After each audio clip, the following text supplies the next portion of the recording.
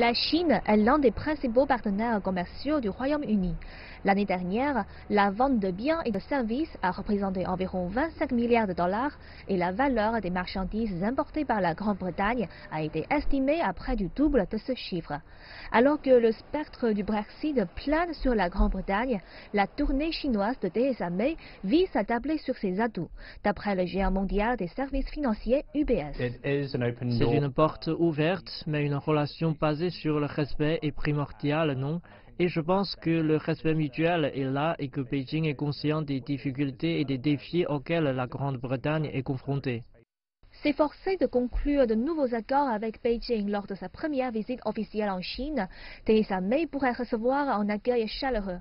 Les investissements chinois en Grande-Bretagne ont doublé, atteignant 20 milliards de dollars l'année dernière, selon un rapport du cabinet juridique Baker McKenzie. La participation financière de la Chine dans le projet Hinkley Point, dans le sud-est de l'Angleterre, est l'une des plus importantes du pays sur la scène internationale. Il s'agit du premier projet de construction d'une centrale nucléaire en Grande-Bretagne depuis des générations. Lors d'une table ronde, il a été mention de la Cité de Londres, première place financière mondiale britannique, vers laquelle la Chine pourrait se tourner.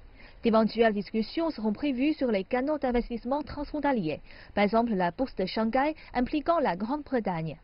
Sans oublier l'initiative chinoise Ceinture et Route, une nouvelle route de la soie évaluée à 1000 milliards de dollars, concernant des projets infrastructurels dans une myriade de pays.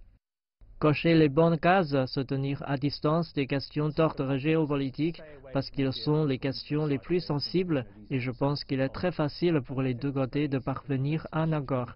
Après tout, ce n'est pas un jeu à somme nulle. L'âge d'or des relations entre la Grande-Bretagne et la Chine, cette expression a été employée la première fois par le président chinois Xi Jinping lors de sa visite d'État en Angleterre il y a 2 ans.